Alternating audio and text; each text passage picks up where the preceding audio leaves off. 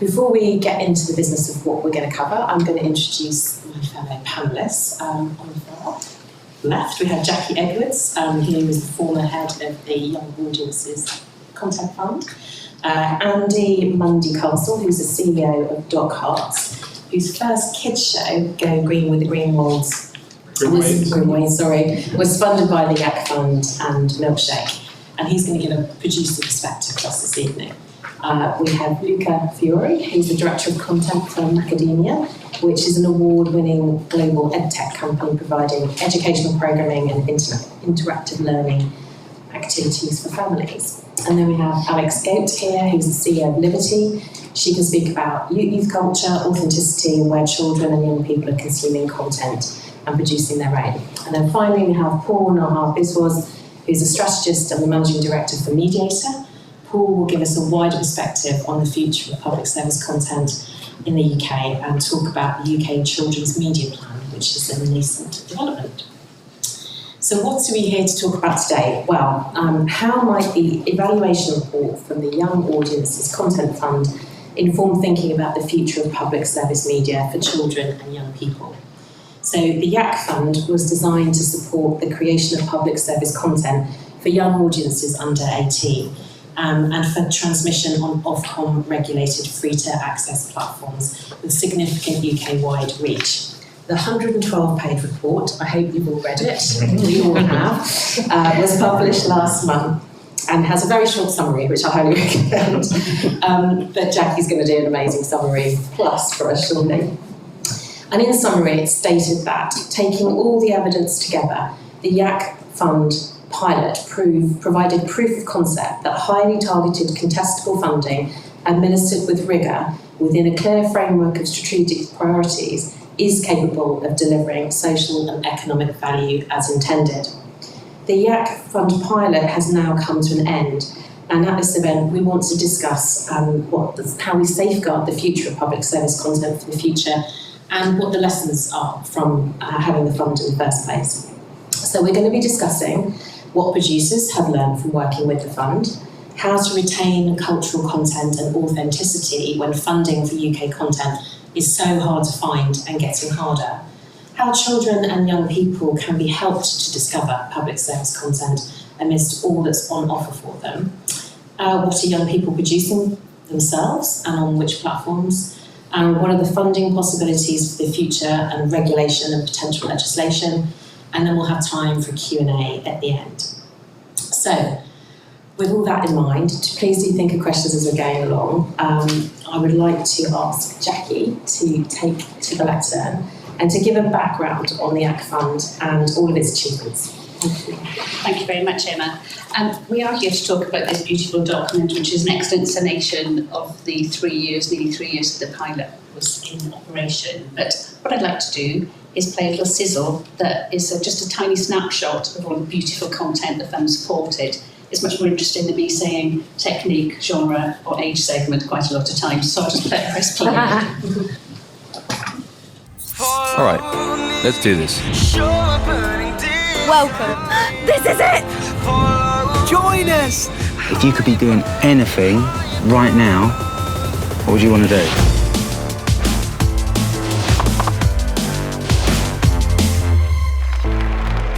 We've done this together. Mad. I can't hide it. Today is a special day because my people are going to have a ritual in my honour. Are you sure you're okay with me going to the queer night? Being black and then also being gay is like you're a minority within a minority. So important that we have a voice so that we can make change for our future. This means Ismail can tell his story. You can be loud. Children are demanding a better future. If you really want something, you will find a way to make it happen. This is a part of who I am. I took on the rite of passage destined for people like me.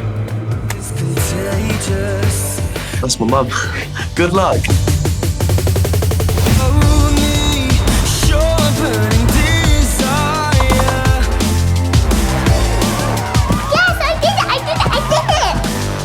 I'm screaming inside. Tell me, guys, what message do you want to pass on? You just have to keep trying. Just to inspire anybody else. I think it starts with educating girls and boys, having conversations around a dinner table. Made your life so much better. Everybody use their imagination. See you soon. Come on. Yeah! My work here is done.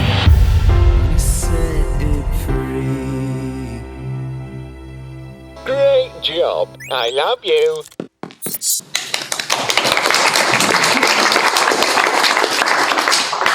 So that was just a small representation of the 61 brand new productions the fund enabled for young audiences in the UK, and some of the 160 development projects that have successfully utilised the fund. Before I really get going, I just want to say a huge thank you to the Children's Media Foundation, who led the way for lobbying for support for the children's public sector media service, for children's public service media in the UK. It's been a sector in market failure for a very, very long time, and intervention was needed. So thank you to all that lobbied for funding the CMF Pact, Animation UK, everybody, because it's been such a hugely powerful thing for the sector. I'd also want to say thank you to the DCMS, because this has been a fabulously successful government initiative, and thank you to the colleagues in the DCMS that supported us through the pilot phase and guided us and sort of advised us. It's been, thanks to a large community of people that this fund has been so successful. And at the very get-go of the fund, I said I wanted it to be a community endeavour, and it truly has been. So thank you to everybody that's participated, because you've made it absolutely sing. And it's been the most joyful professional experience of my life. So cheers, everyone. So just to talk about this beautiful evaluation report, it's the work of Bigger Picture Research and Jim Barrett in particular. Before the fund was even born, we worked on an evaluation framework which set various metrics against the fund priorities. As anybody who's applied will know, there are 8 of them, and they range from nations and regions, quality, plurality, diversity, innovation. And so we looked at different ways of measuring those things. And every quarter we would use the application information we had, which was on our grants awarding software, and a report would be generated. We could see how we're doing. So we were able to check ourselves all the way through the pilot and see if we weren't performing as well as we could, what we could do better, and draw more people into the process. And it was a hugely successful thing. Then annually we would do broadcaster surveys, and thanks to everybody that worked on those, because it was quite a piece of work. Customer satisfaction surveys. We engaged a lot with the audience. Interfilm ran some audience research on content that had been produced sort of about halfway through the pilot. And anecdotally, they liked what we were doing, and they were absolutely delighted to see people that looked and sounded like them on screen. We looked at all sorts of different ways we could to measure the success of the fund and Jim Barrett produced this beautiful piece of work. It's well worth a read, because I think the various ways the fund was examined provide a really interesting focus for the future, because the audience do want content that represents their lives. We've done several studies through the fund lifetime that actually express that, so that the audience do want it. They go looking on YouTube, according to our survey, they go looking on YouTube to find people that look and sound like them, because they're not finding it on traditional platforms. I think that's a big thing to think about. So the context of the fund and the evaluation was really important, measuring it all the way through, being responsive to where we thought we could do better was really helpful. And I think the metrics we were using were really informative as well, and it's helped sort of form and evolve the sort of fund as we went through. I mean, I think the content speaks for itself. The shows that have been produced and have gone to air have been rating success. They've resulted in recommissions. I think at one point, we'd had 23 shows gone to air, and 13 of them had already been commissioned, and that was like halfway through the life of the fund. So they were hitting home, they were landing well with the audiences. Lots of those productions have gone on to win many awards, domestically and internationally, and really sort of high-profile awards for that. Audience appreciations, as I said, we've done research into film, and then via our beautiful See Yourself on Screen competition that we accidentally ran because of the pandemic. It wasn't planned, but our communications plan did involve going around and hugging and kissing people in various parts of the country. We thought, we can't do that, what can we do? So we reached out and engaged directly with the audience. And that was really sort of instructive, informative to a lot of the research that's come out of this. Development, that was such an important part of the funding structure. 160 awards, 10% of those shows have gone on and they've been commissioned already. The majority from the first year of the fund, because demonstrating the long tail of the commissioning process in the UK. But I think that is a really powerful thing. It's sort of a really good rate of conversion from development project to commission. I think that says a lot about the quality of the process we had and the interactions we had. I mean, Andy, you might want to speak about that or not, I don't know. But I think what the development funding also did was help upskill people. It was a good opportunity to bring new voices into companies or train people you had, bring in different talents from different places, because structured, resourced development work gets better results. I think that's the thing that the funding has shown. The broadcasters and the various broadcaster surveys we've done have noted the increase in quality of work being presented to them, because it had proper structure rather than, as we've all done as producers, do your development on an ad hoc basis when somebody's free next 2 weeks, a week on Tuesday. Structure is everything, and it's been a hugely successful part of the fund, I would say. Bringing new voices and telling new stories, and some exciting new content that's lurking out there waiting to be commissioned. And how much of it will actually be commissioned now because of where we are in the world remains to be seen. As well as the most important thing, which was the content serving young audiences, the economic impact of the fund was really powerful. For the £40 million invested, the GVA out of it is 320 million. So that's not a bad return on investment. On top of that, projected international sales are between 25 and 40 million. That's not counting anything that should be a breakout success in licensing and merchandising. There is a very long tail to this, which is why it's a shame that the pilot was only a pilot and ended after 3 years, because we'd only just begun. We'd only just begun seeing shows come off the production line, and we're only just beginning to see the big successes that are coming out of this fund. But there we are where we are.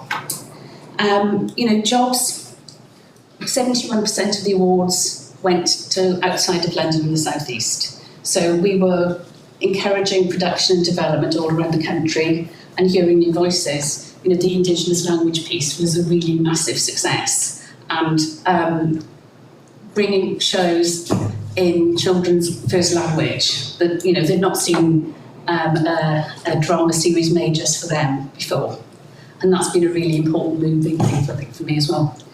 The ways the companies have developed because of the funding, they've grown, enjoyed more success, enjoyed more recognition from their peers and also from international broadcasters. That's been a really great thing. And upskilling and training also, as I said, has bring real value to the sector.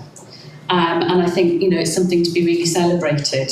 And again, that's something that will have a very long tail, and we're only just beginning to see the fruits of that now. I think there are many legacies to the fund. 3 years is a very short time in television, and we've got lots of new shows yet to air. New shows that will hopefully be commissioned from the development pot. And also the amount of beautiful new public service content that's out there that really reflects and enriches young people's lives, is developmentally supportive, helps them understand the world around them, shows them who we are in the world. Public service media, it's our cultural glue. It does show us who we are and how to be. And if you don't give that to children, then, you know, it sort of makes me quite concerned about what sort of society we'll have in a few years. It's an important thing. I think the other legacy that the fund promoted is good practice in production. For too many years, children's producers have been literally scrabbling for funding to make their shows because it's an underfunded area. So we were able to support better pay, you know, minimum rates of pay, please, for people working in children's TV. It's not too much to ask. With the producers coming, well, yeah, I'm doing 3 roles on this show because that's what I usually do. No, let's do it properly because kids are worth it, right? You know, Albert, everybody had to sign up for Albert, making environmentally responsible programmes. Let's do that. Everybody invested in the Skills Investment Fund as well as offering in-work training. And I think if you want to successfully skill up the country, give them more productions to work on because it's the best way, in-work training. And I think one of the things that I was really, I think has made a real difference is having producers utilise the BFI's diversity standards as part of the pre-entry to application. I think it's made people think differently about diversity and how it can be really beneficial to businesses. Talking to everybody in the country and hearing from everybody in the country, telling their stories. And people, I think, and this is anecdotally, people just talking conversations, people I think have changed their point of view about it and look to make programmes more inclusively as well as on screen. And I think that's a beautiful thing, one of the beautiful things about the fund. And it is a beautiful thing, it has been a beautiful thing. It's a pilot, it's proved a point. It's been an excellent proof of concept. If we want to support public service content for children in the UK, here is a really specific way of doing it. It's a targeted intervention that works and it's delivered beautifully on fund priorities. It's been efficient, economic and fair. And BDO gave us a gold standard when they did their audit on this. We were doing something right. So there's so much to commend it. It's worked and it's done so much good and provided so much content for young audiences to enjoy. So I could go on, but probably shouldn't because you're probably quite bored now. But I'll hand you back. Thank you, Emma.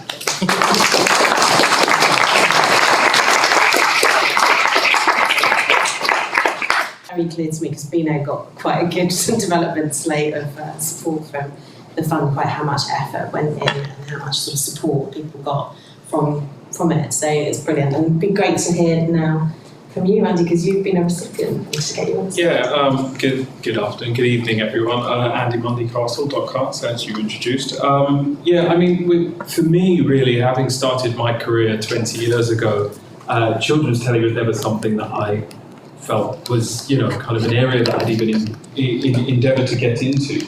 I'd always, you know, wanted to make documentary films, non-fiction. And you know, throughout my trajectory, sort of, you know, it was that space that was quite the great unknown, really. And I think that's partly due down to the fact that there wasn't people like me, producers like myself, who were making content for this arena. There was a lot of on-screen reflection, but behind the screens, you didn't see people like myself. And so when I started the company 7 years ago, we'll be 7 in March actually. You know, one of the areas that I felt that was a massive untapped market, being a father of 2 young children myself, was actually making shows that I could proudly show my children and say, "Daddy made that." And so that was a real sort of there was a real opportunity there for us as a company, as a young emerging company growing. You know, I kind of looked at how do we put what it is that we do in non-fiction to content for children. My children were obviously the best case study for that. So having attended this CMC for the first time about 4 years ago and then going back the following year, I met Jackie and Louise Bucknell, and I think the fund had just been announced actually. So we were, you know, I heard about it and thought, great, this is a massive opportunity for me to accelerate efforts in something that I knew was going to help diversify the business and add a good portion of revenue for us that allowed me to work in volume, allowed our company to work in volume, which, even though we'd been sort of producing documentaries for other broadcasters and sort of, you know, one-offs or 2-parters, 3-parters, this was an opportunity to actually look at scale. So the YACF really for me was an absolute lifeline to the business. And the pilot coming to an end it wasn't met with positivity in our camp, because it was kind of the fuel that allowed us to start, allowed us to grow, and and actually nurtured a different side of the business that I'm so proud of now. Unfortunately, we have continued to accelerate in that arena, and thinking about a lot more children's formats to that are based on live action, non-fiction, which for me, of course, I think animation kind of dominates this market, but live action is the expertise that we bring and kind of the entry point for us. And I think the fund really helped us kind of identify our strengths and bring that to content that could be applicable for these audiences. I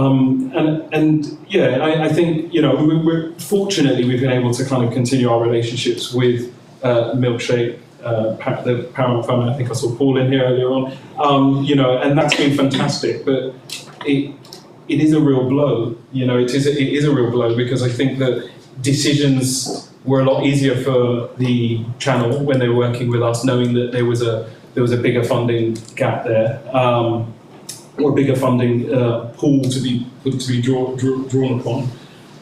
Fortunately, they've continued to reinvest in us, which is brilliant, and I think that is also because of the YACF fund, because the fact that we were able to get in at that time, prove that we could do what we said we could do, and then that has kind of allowed the broadcaster, the platform, to reinvest in us, has been a marker beyond the success that you can show in that report, really, is that it's actually completely fueled a whole side of our business that is also reinvesting into the next pool of talent that may not think that this is this arena of the industry is a possibility for them, because 50% of my team comes from diverse backgrounds or underrepresented backgrounds, and that's simply because I employ my image and it's what I would do. But I also employ the best kind of talent, people that have had experience in this field, smarter people than me, who've been working in children's telly a lot longer than me, and we draw upon that, but they then impart their knowledge onto people that are less familiar with the space. So really for me, the YACF fund, like I said, was an absolute lifeline to the business. It completely supersized our efforts and where I saw the trajectory of the company going. And now, 7 years on into our tenure, as an independent company, it's extremely tough to kind of keep that bottom line green and keep growing.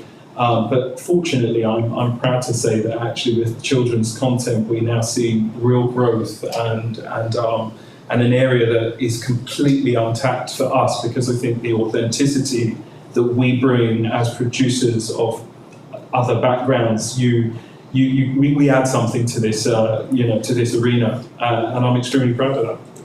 Right. Yeah, without going on too much. No, that's brilliant. Couldn't follow her. Thank you very much. Thank you.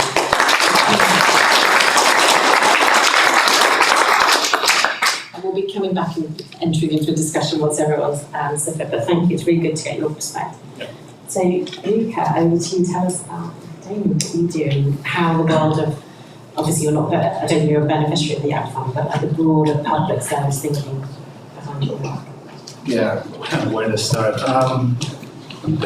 Well, so macademia is quite, how to put it, we started as, and to say that we're ed tech is maybe one-dimensional, because we started as a Zoomy brand very early on, and our focus was as a digital service and a mobile product primarily, as an educational product for young children.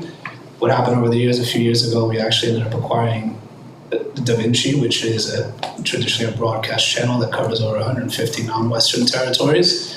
So it was our way of kind of growing from a small ed tech company with a digital service to growing our footprint to a huge part of the world with a broadcast channel. And we merged the two companies to create this, we're still quite small, but we cover a big footprint with programming services that have a lot of touch points. So we're in a lot of places as broadcast, as a streamer, and as mobile products, which means we have a huge reach. our focus is on educational programming, and from a public service standpoint, we love content that comes from public service. We're not always able to get it as our first choice in certain territories because the broadcasters tend to have first access, but we then get the second window, the third window, and it inherently has an educational element to it that fits what we do perfectly. So public service content for us, especially for young audiences and families, is extremely important. If anything, what I'm always trying to do is figure out ways to export it from certain territories where there's a strong public broadcast presence and see if it has a fit in one of our 150 plus other territories, right? So how can we take a show from the US or the UK or Canada and make it something that has an impact or is accessible in India or in Southeast Asia or in Central Eastern Europe? It's something that we're actually quite interested in as well. So funds like the YACF, I think are extremely important.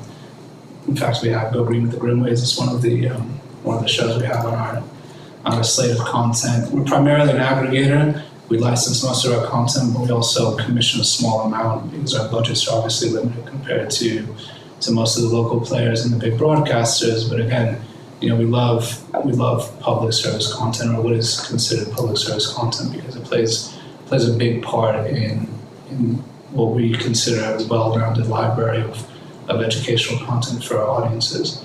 And so I'm just as sad as everybody else to see that this pilot is not continuing. Even when it was announced a few years ago, we were super excited. We tried to get on board ourselves in some way, but because we're not a broadcast from the UK, it was quite complicated, and we're not a producer primarily ourselves. But then, like we said, some of the productions that came out of this fund, we've been very keen on getting, we've had an eye on. We've licensed for services outside of the UK, and it's been really fruitful. It's been great for us as well. Thank you. It's good to get your perspective as well. So moving on to Alex from Gate. It'd be great to get your perspective about, perhaps explain what Liberty does and what the USP of what you do, because it's probably a bit different for people in the room. I was going to say, yes, and definitely, I'm probably the furthest away on the panel from production, commissioning or broadcaster as well. So I guess Liberty is a social enterprise and creative agency. We've been based in Brixton, working nationally and internationally for 21 years. We bring young people into the making of the work we make for brands, NGOs and government. So young people get skills and experience on working with us. At points they then become too expensive for us to work with again, which is our marker of success. But then we work with brands from Nike to Foot Locker, the NHS to Public Health England to Young Minds and NSPCC on content campaigns, digital platforms, anything that drives a positive social impact. I mean, it's interesting because over the years, Sky, BBC, Channel 4, Netflix have all been clients of ours, specifically for a challenge of, we have all of this brilliant content, how do we drive young people to view it? How do we drive them to engage with it? And to varying different degrees of kind of success, I think, within that. I guess the challenge when we're thinking about young people and the content that they are consuming at the moment is just is everything that's a competitor to that. So, I mean, I'm guessing it would be no stranger to someone who runs a youth agency not to be talking about TikTok very early on. But, there's a competition with the content that is being created by young people for young people. And there is also a huge competition with things like gaming. It's like, where do you want to spend the time that you have that you're not with your family or at school? And there is just such a plethora of choice. I think, we've done lots of work over the years on content that drives kind of positive social impact. And I think, one of the things that we hear quite a lot from lots of our kind of clients and partners, which is young people they've got a short attention span, but B, they just want to be entertained. And actually, when we're thinking about young people and broadly kind of, under 18s, I think something that feels really encouraging for us is that the young people are craving learning content, but learning on their own terms. And so, yes, I mean, they're not necessarily craving like your GCSE history lesson in the same way, but they are constantly learning. The internet has given them an amazing opportunity to search and learn and progress in something, and whether that is because they want to learn to crochet or that they want to start their own business, there is this real big drive, and much more so I think in the last 3 or 4 years that we've seen in terms of young people's desire to have content that benefits them. And I think that provides a really interesting opportunity. I think the challenge is then, how do you you have to go where they are to do that, and even to tease that kind of out. And I think one of the other things that we have really seen is that the conversation, whether that's content like Euphoria or Wednesday, or content around something that is, it has a much kind of more kind of positive impact in some way, is like the conversation. This is kind of our biggest thing we're talking about. The conversation around the content for those young people is just as important, and those conversations are happening. They might be happening IRL in the schoolyard, but they are happening on social. And so I think one of the really interesting things, which is lots of the different discussions that various different public service broadcasting has. Young people are already thinking and talking about those issues, and actually finding ways that we can facilitate those conversations and guide those conversations to the point where there is not a lot of misinformation, disinformation. That's such an important part of longer form broadcasting. I think we see is something really exciting about how then, whether that's broadcasters or however that works, is how do you facilitate a conversation? Because that's what young people really want now. They want their voices heard as part of that. And so I think that's, I've got lots of things around discoverability, but and attention spans and everything, but I'll move on, and I'm sure some of them will come up in questions. No, I think the really interesting point is something that I found in the work that I did about Gen Z and Gen A and on digital platforms, and there's this sort of perception that they're not going to watch long form. They absolutely will watch long form. It's just the need to find it. And the point around what they talk about around it, it's just the water cooler moment that we all used to have at work or in offices. TikTok's now moved to 10-minute long content, which is really interesting because it's gone back, it's going back the other way. But anyway. Yeah. So it's a really fascinating area that we'll sort of unpick a bit more about the opportunities there. They want the content, it's getting to them, finding it, shaping it. These are sort of older kids and teens, I think we're talking about one, and preschoolers. And our pool is going to go up a You've got to frame the question then. I've got one. I'm not framing the question. We work together, so I can be very rude to Paul. But come on, Paul, give us your beer. That's great. I don't have a mic. Oh yeah, you got to take this one. Yeah, I do. So what, in terms of background for me, I spent 25 years originally in the media industry. I started working at Spectrum Strategy Consultant, which I'm not sure if you know of those, but it's it was the preeminent strategy consultant to the media industry, and I did a lot of work. I specialised in PSB, in digital as well. I did things like BBC Education Strategy back in the day. And then for some reason along my route and journey, I worked for CEOs of Fremantle, and I was on the exec of ITN, and well as running consultancies, is I've always been brought back into children's and education in some shape or form. And this is probably, in the last sort of year, this is probably the first time that I don't actually have an economic interest at all in the children's television sector, or the television sector, or the digital education sector. And sort of when Greg and I think Emma, sort of asked me to, sort of come into another panel about a year ago, I remember, I was just like saying, why on earth do you want me to come into this? But I think it was quite useful is to have someone who understands the sector, but is also an outsider to have a look at it. And what's very clear, and since that, it's led to a group of us from different parts of the industry coming together and trying to coalesce around what we call the UK Children's Media Plan, which sounds very grandiose, but it's basically a recognition that at the moment the children's sector, which is a very small sector, relatively speaking, compared to other parts of the media, it's very fragmented. It's got a number of different players, not necessarily lots, but it's got a number of different players with different interests, and it's a sector that hasn't seen a lot of cooperation together and has lots of competing elements to that. And what's really interesting, and sort of, Emma, this is why you need the mic so you can, sort of rein me in or put me on check, is over the last sort of 15, 20 years, we've seen a huge decline in public service children's content. So we've seen a 2/3 reduction in spend by PSBs on children's originated content. We've seen similar drops, if not more, in terms of sort of volumes of ads, which are shown. But on the other hand, children are still seeing content. They've still access content, they see it, they've got lots at their fingertips, they've got lots which is going on digital platforms, there's lots and lots and huge amounts of children's content on Netflix, they're engaged, and what was really interesting, is watching people migrate and having a discussion about, how soap operas ultimately became, sort of younger, sort of older children's content. So there's lots and lots of content, and so one of the questions is, does it matter? If we ask the children, do you have content? They would say, yes, we do have content.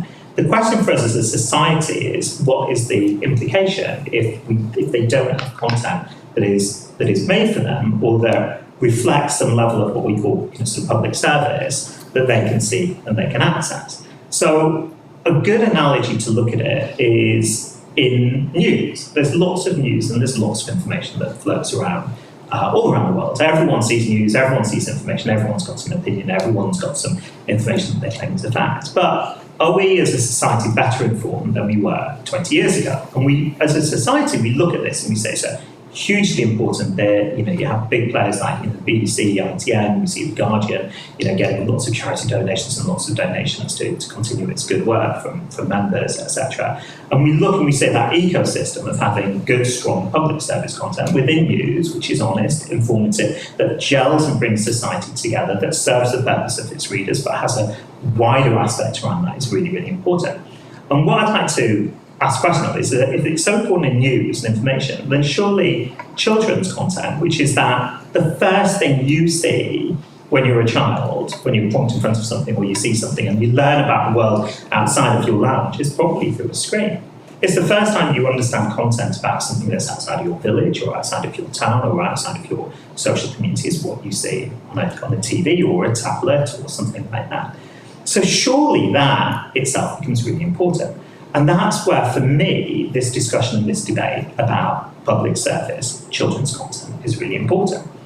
But when we look at public service children's content, what we tend to do, and rightly for the fact that we've been embedded in this ecosystem for decades, is we talk about public service broadcasters. But the reality is we need to be looking at public service content because, as you just pointed out, the children, and it's getting younger and younger, are flooding over to digital platforms. They're not flooding over. It isn't the case that, BBC, you can shut down CBBC and move it to BBC and iPlayer because the children are moving to iPlayer. They're not moving to iPlayer. They're going on YouTube and they're going on TikTok. TikTok's more dangerous because there's an old colleague of mine pointed out on some stage or another, people who watch TikTok are not addicted to the content, they're addicted to TikTok as a platform. And that content that it generates, you don't have that loyalty to the same extent. So how do we work in this environment? And all the discussions we have, and this slightly, and John and some people in this room will know all the conversations, a lot of conversations that we've had, is we are having arguments and fights amongst ourselves about whether we should just do tax credits and not do anything else because it's confusing about tax credits, or whether we should do a top slicing of SVOD providers, or whether we should go and do another YACF, which I think was, which is wonderful.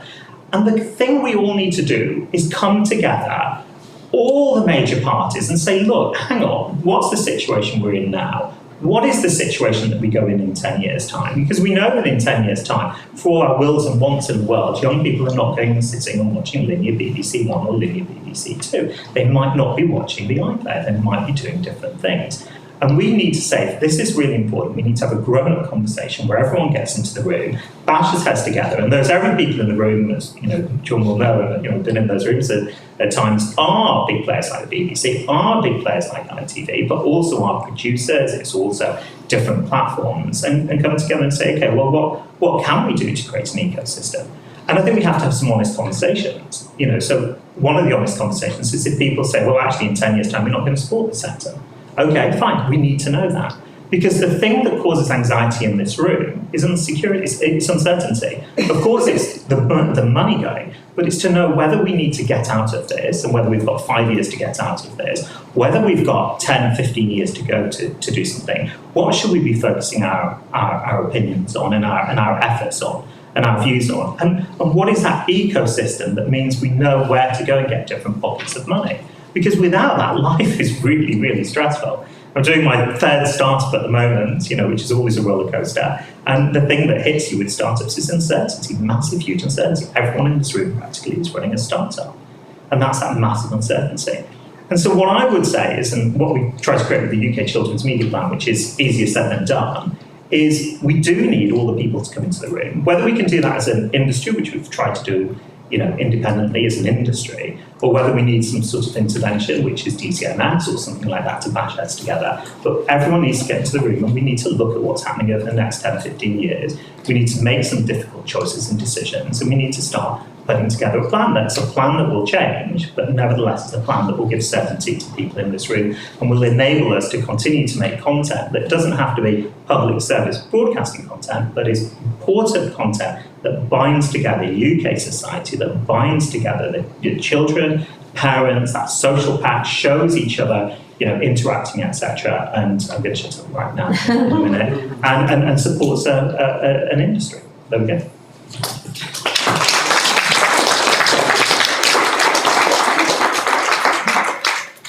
Your choice, or what would you personally do?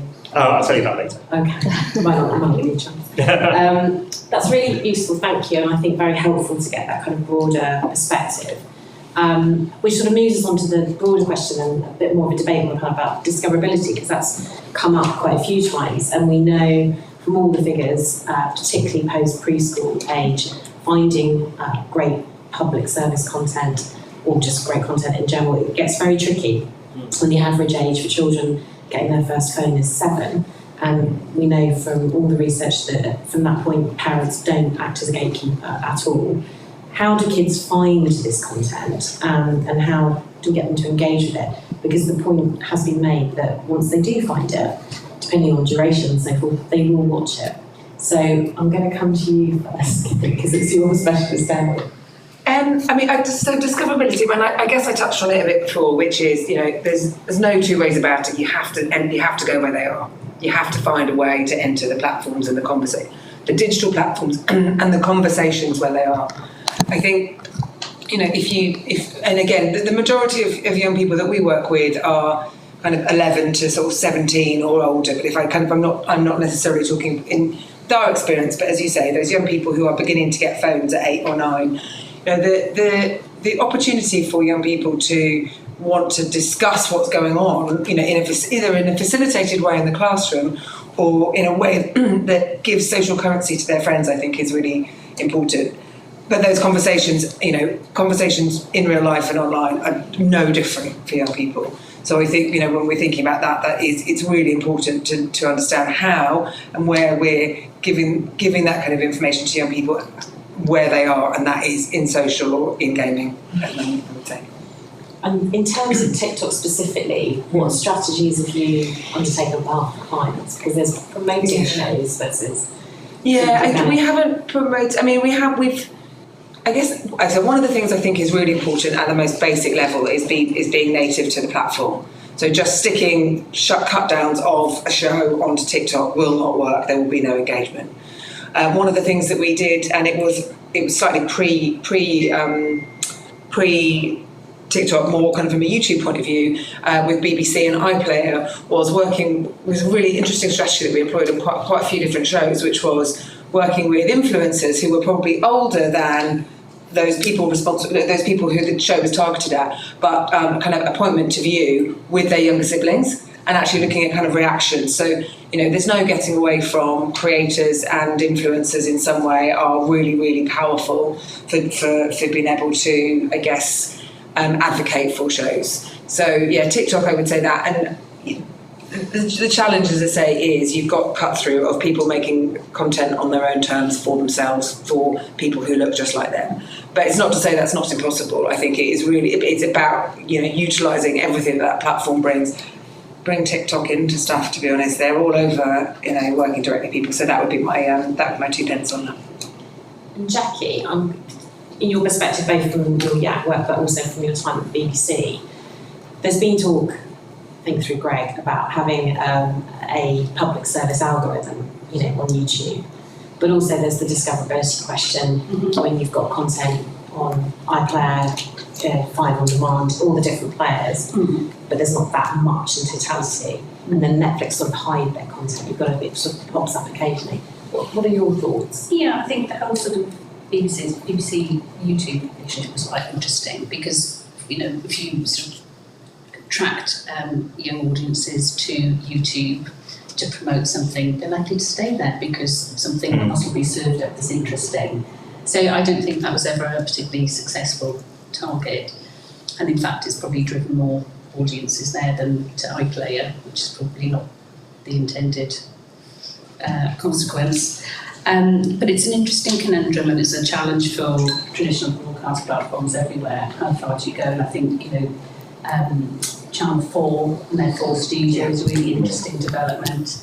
And it's sort of what's the end game with that? Will that content and those audiences stay there? Is the intention for them to migrate to the other 4 platforms in the family? And I mean, will that work? Or that remains to be seen. But I do think we should, all of us, sort of stop thinking about things in a quite binary way. It's not all public service platforms, it's not all this, because children like a smorgasbord, I said that right, of content. They like, children love story, they still love story, they still want those stories told to them. So they'll go to different platforms for different things to share with their colleagues and peers in different places. And that's I suppose my thing with public service content. We need to defend that because it's an important part of the diet, an important part of the smorgasbord, but we are in danger of losing it and actually becoming more of a monoculture with the streamers, you know, sort of becoming preeminent in the landscape, and with streamers behaving more like public service platforms and public service platforms behaving more like streamers. It's all getting, you know, a bit clumpy in the middle there. So it's like being more broad spectrum, I think. I'd love to add one thing, and then I hope it doesn't sound too provocative in this room, but you know, if I talk to a brand about, you know, they're kind of, I need a digital strategy or a kind of a strategy, it's like there's no, talking to young people, there's no digital or in real life strategy. I would sort of say the same about public service content. Like, young people just want good content. If the content's good, they will get there. They are not thinking this is it. Most young people, you know, that I kind of know, if there's an implicit learning outcome out that's brilliant, but they're not seeing something as that. So if the content is good enough, it will be content rather than, you know, being kind of, from an industry perspective, labelling it that way. But I think this is an interesting intersection of regulation and how we create content, because, you know, we are so bound by, you know, the Ofcom regulations, quite rightly so, and kind of how we create content, we have to be mindful of what we're saying and how we do it. Whereas when you are working on, you know, on social platforms, that you're kind of in the OK corral of content. You know, the family that we work with, who are a family of influencers, what they do on their own terms, they're not bound to anybody. They're not regulated by anyone, and so they can get content. And I constantly say this: how do you get out 3 bits of content every week when we're struggling to get one out in sort of 3 to 4 weeks at a time? So, and I think that there is this really interesting space that we all pivot in because we are so traditionally minded with our sort of regulated process of production, which is quite rightly protected because we want to make the best stuff that hits the right kind of standards, both editorially and you know, creatively. But really, I think what we're contending with is almost like, if you think of, you know, kind of the Wild Wild West back in the day, and I hate this analogy, but I think it's useful, is that it's a land grab. You know, and I think there are so many different players who are, you know, both the kid in his bedroom, you know, be it Ryan and his family, who have gone on to kind of make that burgeon in a wonderful way, to us who have come from a more traditional background and are working to the silos that we are familiar with. And I think the hard conversation that you're talking about is, where is that middle ground of content that is created in that radical way, with content that is created in a way that is formatted and regulated to our standard. And I think that is not something that we're just dealing with in children's content. That's an industry-wide thing that, you know, kind of really puts us to the sword as TV producers, as content producers that are working on traditional platforms. You know, I think that's... We're going on to something now, so you can get your minute. I think it's really interesting, isn't it? Because it's sort of, in wrapping up that discoverability point, it's what the social platforms have done is place the power into the individual and being very audience-centred.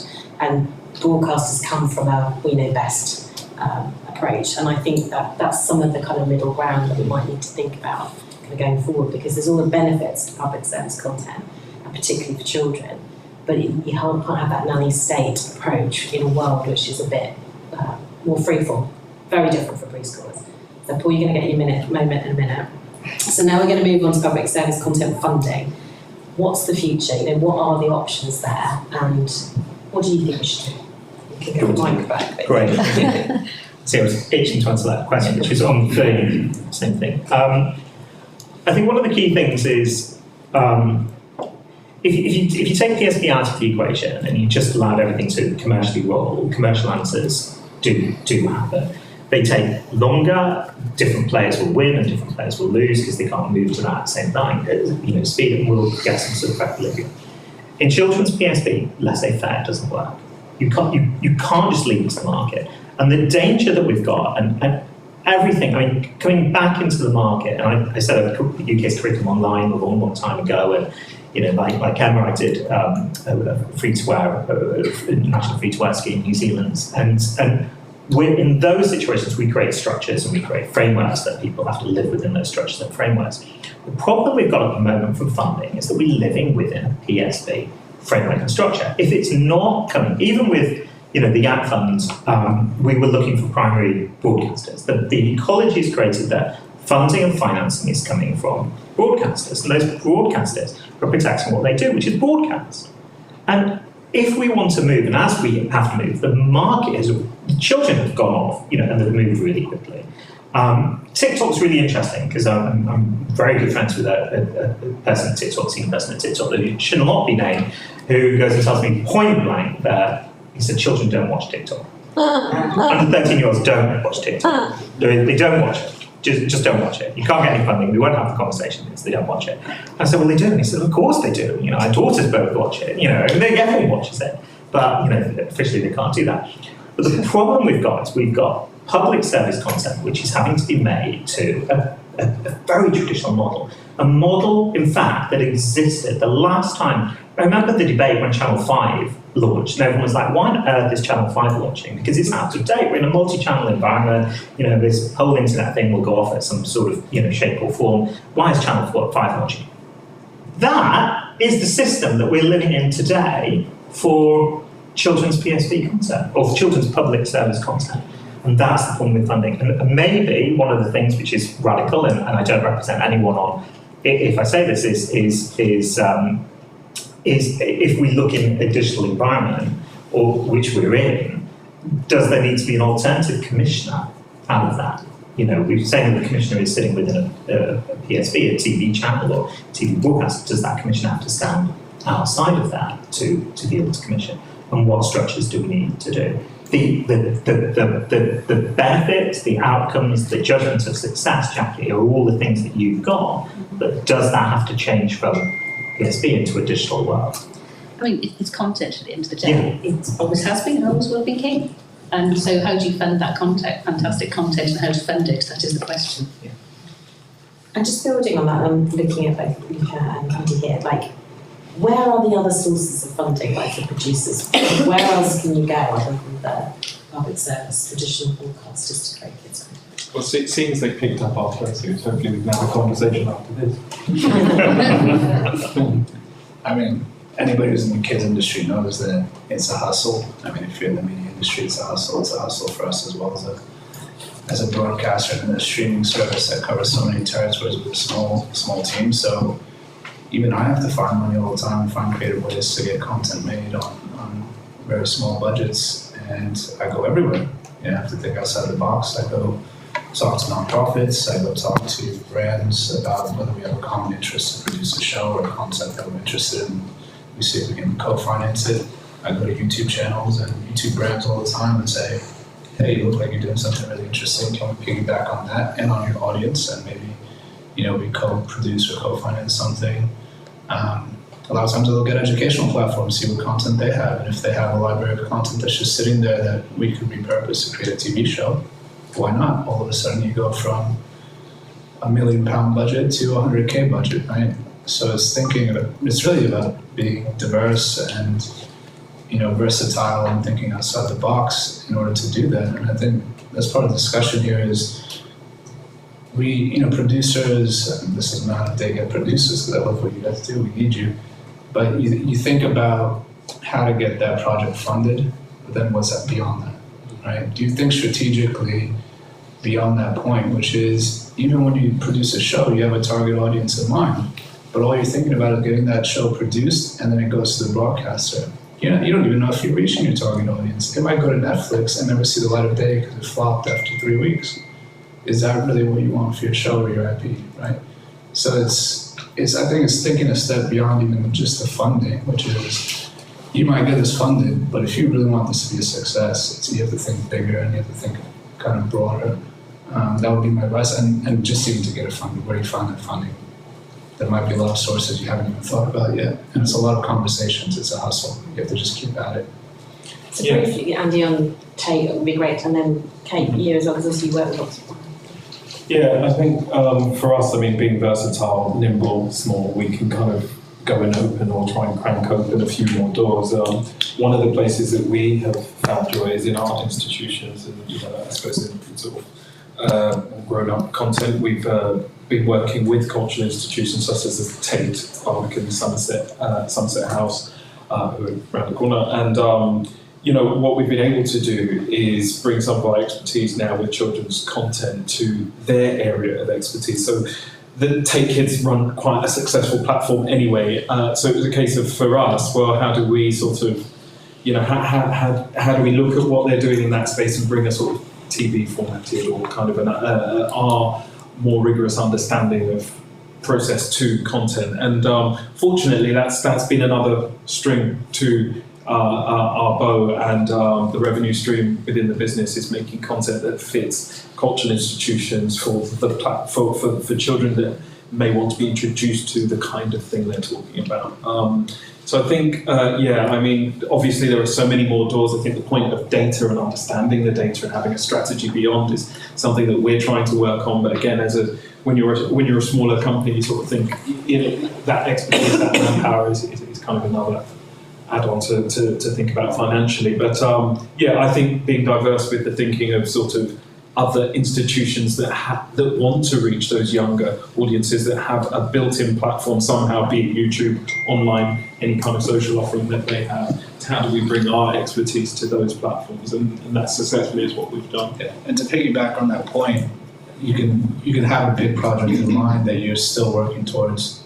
Maybe scale it down and refine other versions of that to be a kickoff point, very small. And the other point, that is a conversation you have today and didn't work out may work in 3 months' time. So go back, because I've spoken to the Tate, and the first time I spoke to them, they wanted nothing to do with me. Yeah. When 6 months later, they were more interested. It flopped after a year, but it was a few conversations. And there's been a reverse engineering as well in terms of content that we make for their platform to actually sometimes instigate development for ideas we may take to platform to traditional broadcasters or PSBs. So that hasn't quite worked out yet because we haven't nailed that idea. But it gives you kind of leverage with smaller budgets to think and develop ideas that may scale. Tests out a different mindset because they're coming at it in a different way to television commissions. Kate, just briefly on I guess it's one thing is that there's an opportunity around brands, but I think for us, so whilst we sit in a very different space as a youth-driven sort of social enterprise, have spent 20 years where we used to get amazing amounts of funding from whether that was big lottery funding or legacy projects. Similarly in the space that we are around young people and community engagement, our funding has been squeezed in a similarly depressing way as fewer and fewer people prioritise young people in development. But I think we've really pivoted our business model in the last 7 or 8 years to working much more closely with brands, and that has been to benefit in lots of different ways. And if anyone spends much time in kind of branding, all brands have a purpose now. They want to communicate something more than just the utility of their product, and a lot of that goes into really amazing high quality content that they will also then pay to put money behind. So I think it's also really worth exploring kind of point, and whether that is a kind of a full studio kind of or Channel 4 model of ad-funded content. I think there is an opportunity there. Again, when it's kind of hustling and meeting lots of people and meeting the right kind of brand who might fund that kind of content. So that would be my perspective on it. Thank you. So we're now going to go to the last question for the panel. Before Jackie does a bit of a wrap up, and then we'll do Q&A. So I hope you're thinking about your questions. So this is a big one. Jack, I'm going to go from you first and down the panel. 10 years from now, what will children's and young people's media look like? It's a big question, but with specific reference to public service content. Well, I hope that we think about children's public service media as a society and the benefits it has, and what our society would look like in 10 years without it. Because I think it would be a very different place. So I would hope that there is still a rich smorgasbord, I'll say it again, I like that word, of content, because I think, whatever platform good public service content sits on at the end of the day, or how it's discovered, there needs to be some money behind it, because quality is everything, good storytelling is everything. We can't rely on the kids to make their own shows for everything. So we have to find a way of resourcing it, and the media plan is a great step forward in trying to get everybody together to think about what that long-term strategy could be, because we need to do that, because we need to have some sort of public service media for young. Andy? I think that in 10 years' time, the landscape, I think it's going to lean very heavily on social media platforms and kind of the social offering, because I look at my children and sadly they don't know the PSB offering, and there's nothing I can do to sway them in that direction. Not even the fact that their name will be on a bit of content. They watch the rough cuts when I'm overlooking them, but I really hope that, because the values that we instill in program making and the rigorous process that we put into it somehow finds a cross-fertilization with those social offerings and with those media platforms that are non-traditional, and that somehow we retain that. But I don't even know if that's answered your question, but I think there's a cross-fertilization that needs to happen. And you're right, it's about a difficult conversation with all people at the table and sort of working out how a bridge is met that isn't the us and them scenario. Yeah, the old and the new need to find a way. For me, I think the focus will change, kind of like Paul was saying, from public service broadcast model to it's going to be more content focused. So, we're going to find funding for this content, but it's going to be content first, and it needs to go everywhere. It needs to go where the kids are, as well, saying, because otherwise it's not going to be discovered, it's not going to be found if it just sits on one channel. So that's where I see it going, probably sooner than the next 10 years. It needs to be out there. Okay, give us some I'll positives. go. Positives. I would. You would very much hope that content that is driving kind of public service is there in whatever format it is. I'm going to go whatever Roblox is in 10 years' time. So whatever that is, like how are we letting young people experience, physically experience and navigate their own way through content? How do you? It's not just something, as you say, that is just content that is randomly served to you, but we're going into. If you haven't sat in a marketing presentation in 2022 where someone didn't talk about the metaverse, not relevant for Gen Z, but it is for Gen Alpha. It is, and they will be in there and experiencing things in different ways. So how do you take some of the best bits and the best aspects of public service broadcasting and bring it into the world that will be inherently more immersive for the next generation? Thank you. And Paul?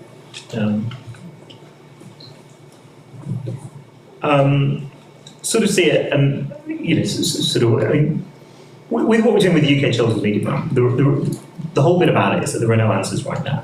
So we have to get together to work out answers. So what I'm going to say now is just, sort of my opinion, or, with other people inputting it, which might be their opinion, but might not. So I sort of see there being sort of three camps of what will happen with content going forward. I think one will be much reduced compared to where we are now, which is the content which resembles in some shape or form the content that we're seeing at the moment driven out of the PSBs. And will that be, will a linear world exist, or will it be maybe seen on an iPlayer or a commercial player or whatever player it might be? But we'll see content which roughly looks like it is, and it's probably much for a younger audience. So a younger audience that doesn't have so many decisions or choices to take.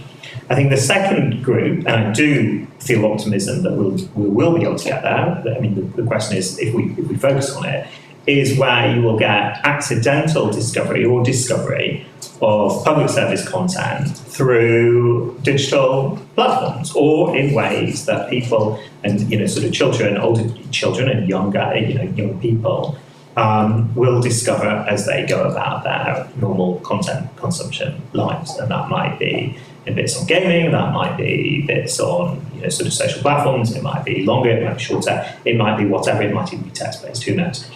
The third category is one which I think will be purpose or sought out. So public service content which has a purpose and which is sought out. And I think one of the things, and my colleagues are very keen on this, is there are different pockets of areas which fit into the realm of public service that require high quality content of various types. And I mean, the obvious ones to point out are education, health, but also overseas aid. We see BBC Action, which is heavily uses media to affect change in societies. And I think there's a lot of content that is being made which forms into this public service content, which is sort of roughly similar-ish to something that we're doing, to what we see at the moment, but which is maybe more tailored to outcomes, and it's consumed specifically with the purpose of consuming that content.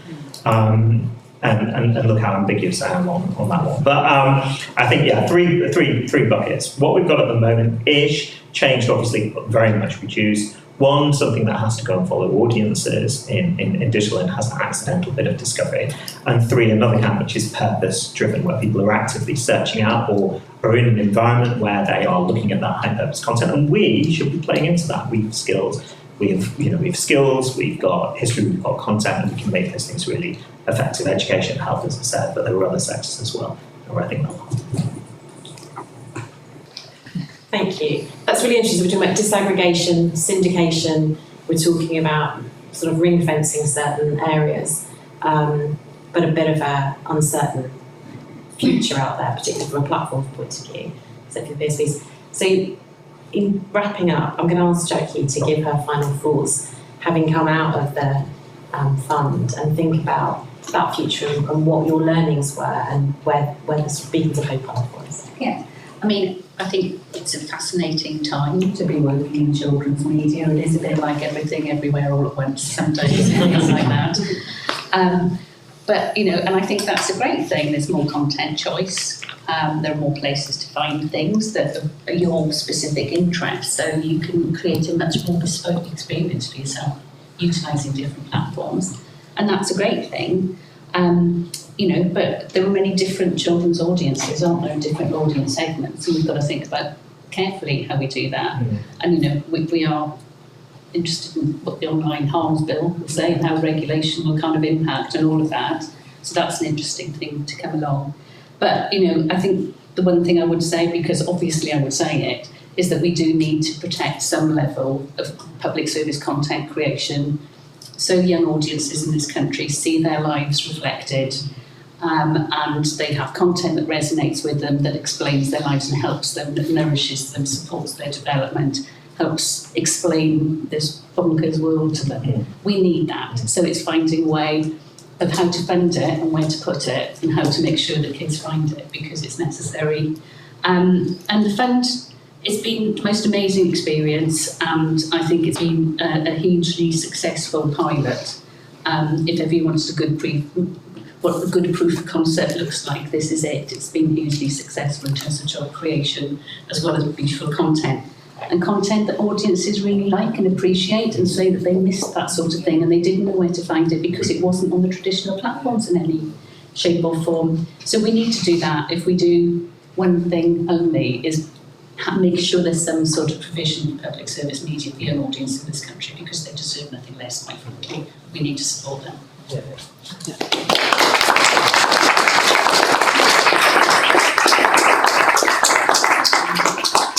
So I believe we've actually got Kate Bixby and Clara Barry from DCMS who can't comment on anything, but they are going to be here and if people want to go and have a chat with them afterwards. Because obviously the role of government in this, as we've seen with the fund and with some of the debates going on about the future, seem quite pertinent.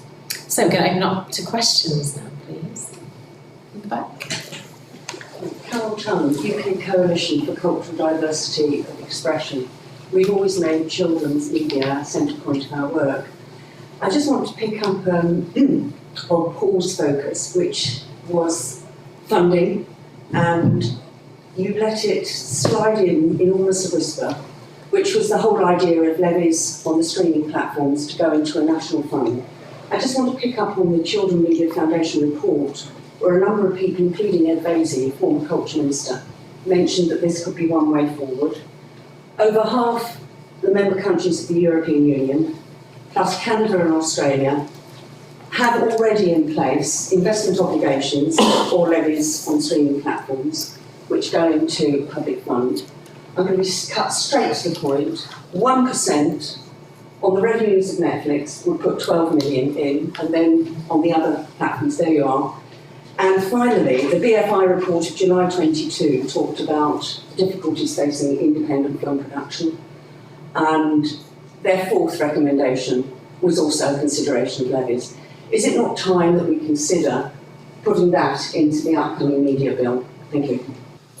Yeah, I mean, obviously, sort of the levy on streamers has, sort of been discussed, and you're right, it's implemented in a lot of different places.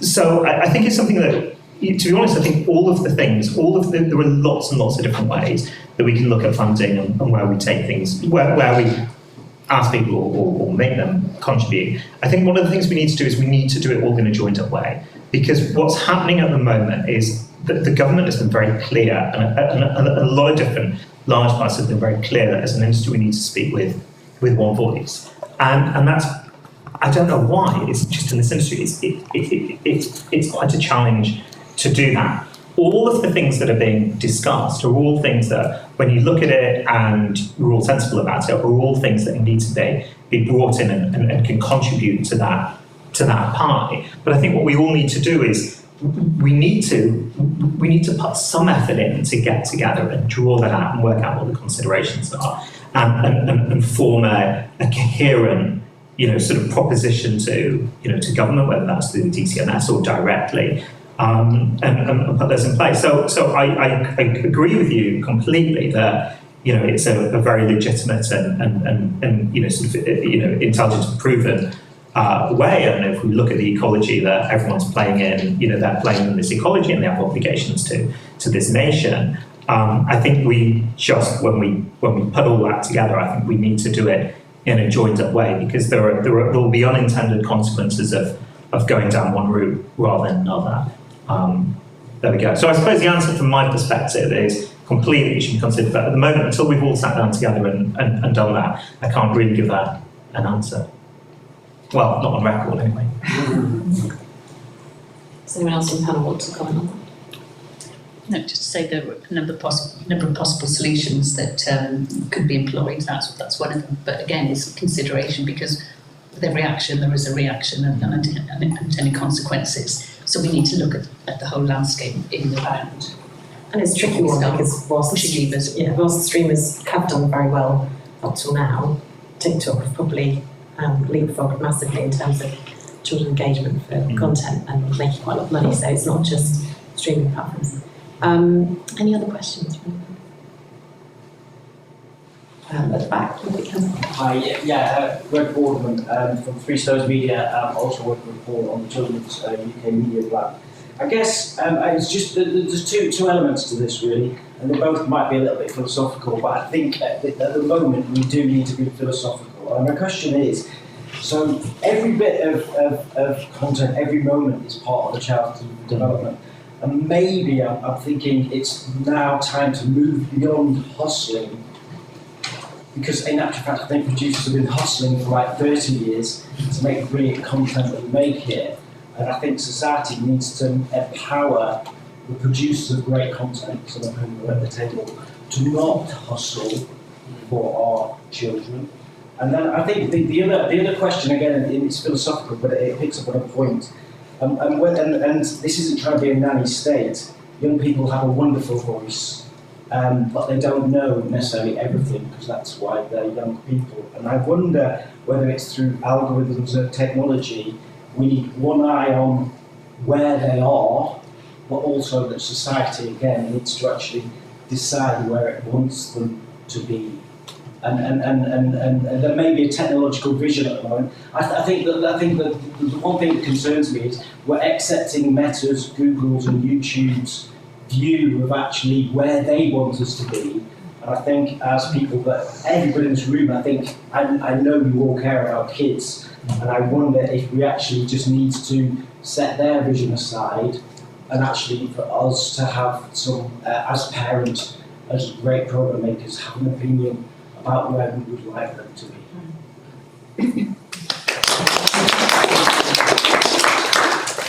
Does the panel like to respond? I would have always wholeheartedly agree with Greg Baldwin. He's a very brilliant man and works with children on a daily basis, so knows what they're talking about. The fact that lots of 8 and 9 year olds watching Squid Game and Stranger Things, you know, because the parents think it's okay. You know, we should be caring about where they're finding their content and helping them make the right choices. So yes, he's right. I think I pick up on the point of not hustling, and I do agree with you, because I feel the sentiment there is that this is such an served, and sort of it's almost as though that it is the little kid in the corner, that, you know, the children's media is sort of largely forgotten by the wider, you know, industry. And I think that, you know, I'd lean into what Greg said there about, you know, kind of, I think that just there needs to be a way to galvanise the wider industry to thinking that actually this is a very pertinent cornerstone of the market that needs to be protected. Again, it goes back to the voices in the room and kind of a unification of all the parties, really. But yeah, I think that's an important point, really. And it's a tricky part, because we can't predict the future. So whilst we have a sense of what the implications are of not having public service content, it's really important. We can't predict the future, but the big tech companies are dictating our futures. I think that's a great point. But is it that we're doing a not as good a job of marketing how brilliant it actually is? When you look at what gets press and headlines, be it adult content that goes out on the PSBs, you know, I think that there's a really great way that they garner press, and I think maybe there is something that can be done at the grassroots of sort of marketing the power of children's content, which isn't just sort of sidelining it or forgetting about it, or, you know, maybe there is something that broadcasters can do to kind of just broaden that marketing. And that's to parents and children, I think, as well. That's the point. I mean, again, so I feel like I've been the voice of social media here. Like, I don't agree. I'm just like, I'm kind of playing back as a mirror what we see from young people. But I think there is definitely that point, which is you creating that desirability, but also helping parents understand that Squid Game is not okay for an 8-year-old. I mean, that is, but you know, there's. You know, we do lots and lots of work with parents as well, and I don't necessarily, and more in the kind of media literacy, news literacy, and I don't think we hear parents enough talk about the fact that there is, you know, you kind of then going, oh, they watch too many screens, and everything's lumped together. That's a danger, I think. Everything has the danger of being lumped together, whereas it isn't, and actually there is, you know, that point of high quality. And you know, parents instinctively go, you know, BBC stuff, that's probably fine, you know, and that is not. But that is, I think there's an education job more broadly to do with parents, to re-educate them about the kind of content, not just make sure you know, every BT ad or every, you know, internet provider's ad is check your parents' safety on your app. But, you know, there's nothing else, as I say. So you're kind of, as a parent, thinking that's really the only content there. So I think absolutely, what's an industry role, an opportunity to remind, yes, children, but probably for the younger audience, parents, that there is good quality content there that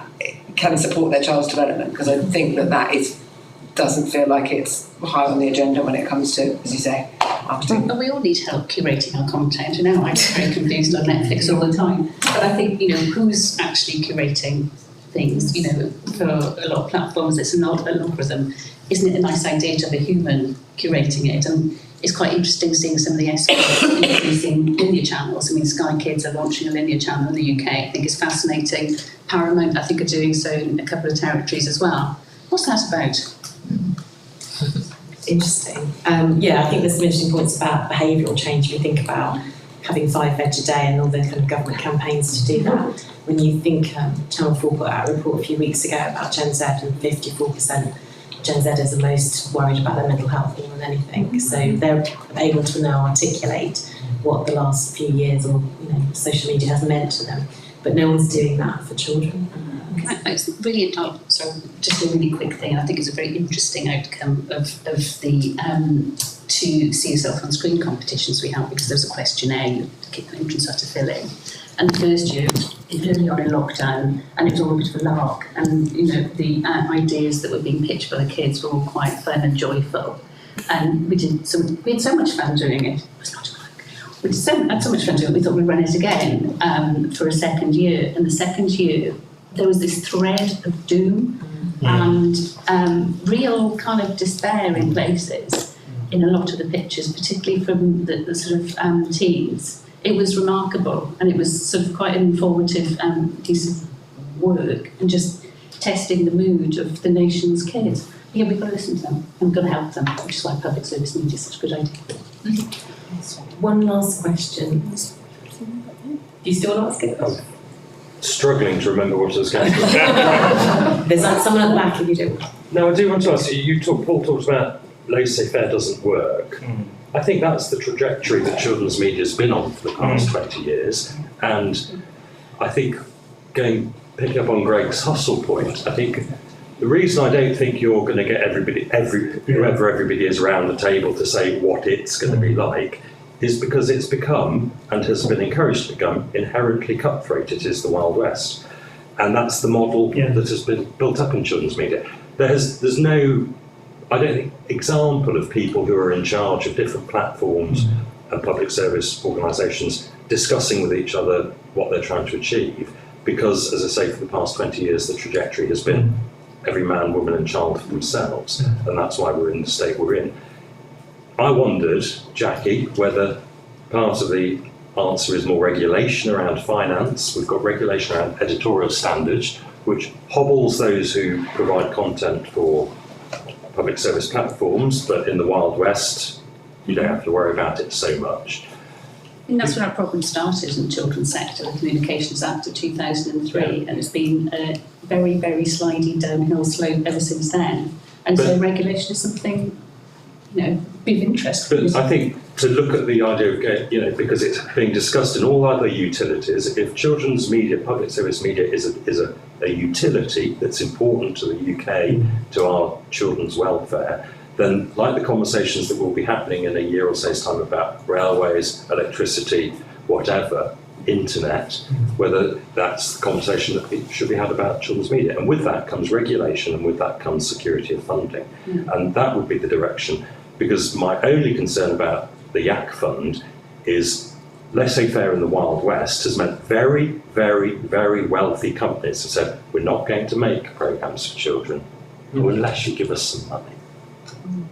I couldn't comment on that, Joe. The regulation would be something that should be seriously considered for the next media bill, because it's the thing that caused the problems primarily in the sector. So it could be quite an easy thing to... But I'm sorry that my question wasn't a question. So I think by saying get everyone in the room, it isn't about getting everyone in the room, we all solve our problems ourselves. It isn't that. It's just that, and I think, and Greg, we talk a lot about, I mean, the reason I'm involved in this is because of my strong belief in public service. It's from the core of what I do in education to understanding in other markets how media and television traditionally, sort of really impacts markets and brings countries together and stops social unrest. And we think it's really important.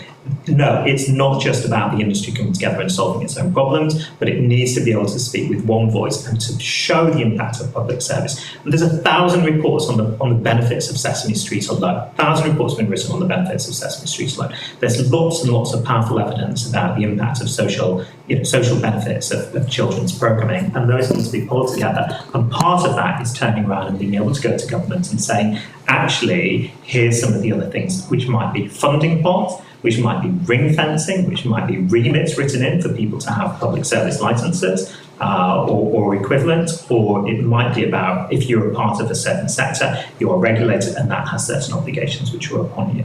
So I 100% agree with what you're saying, and I think what Greg very much pointed out, and I think the public service side is never discussed enough, but the public service is everything which we do. Children make content, children have content and have things to watch. The question is that the stuff that we as a society, is that developing us and helping us as a society, or is it not? And that's a fundamental thing. Great, thank you. We've finished, we're out of time now. So I'd just like to say a huge thank you to Jackie, Andy, Luke, Kate and Paul, and to everyone for coming and for watching online. That was a really interesting conversation. I'm sure we will be following up with Greg through CMF and hearing more. Yeah, but thanks very much, and a big round of applause to the panellists. Thank you.